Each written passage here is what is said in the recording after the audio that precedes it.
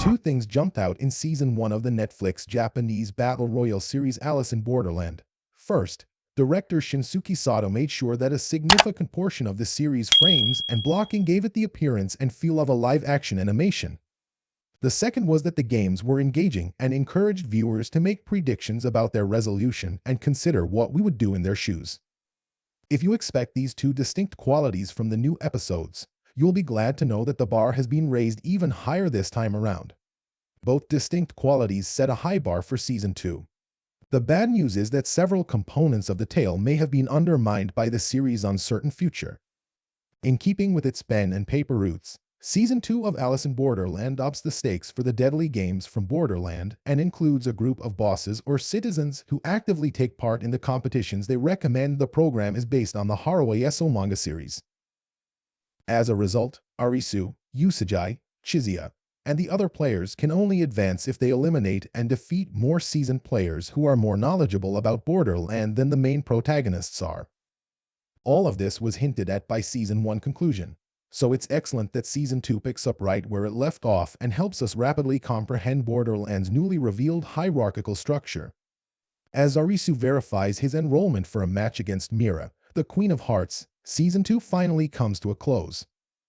Although the first 3 rounds of their game appear to be a straightforward game of croquet, it soon becomes evident that Mira will use psychological warfare to try to convince Arisu to give up. She has misled him about the environment they are in, describing it as a virtual reality that is 1,000 years removed from the recent past they can remember. The possibility that they are memory false android players who are being wagered on by the ultra-wealthy after a nuclear war has driven them underground has also been raised by her.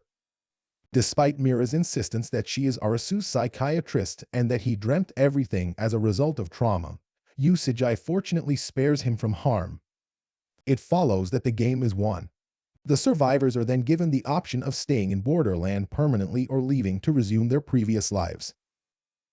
The audience learns the truth in this scene.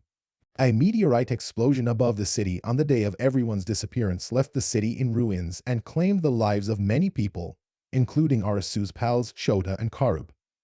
When Arisu wakes up in the hospital, the doctor tells him that his heart stopped for an entire minute before he was revived, giving the impression to the audience that this was all of Arisu's stay in Borderland. The border between life and death, also referred to as limbo, was the Borderland. Even though the people that made it out alive Arisu, Usagi, Chizia, Heya, and Aguni, and Naragi did not recognize one another from their time spent together in Borderland, it is obvious that they are both at ease with one another when they first meet. They have, above all, survived. But just before the credits, a deck of playing cards is seen strewn on a table.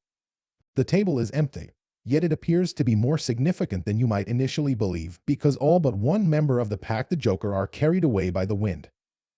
Are Arisu, Usagi, and the other players able to participate in one more game?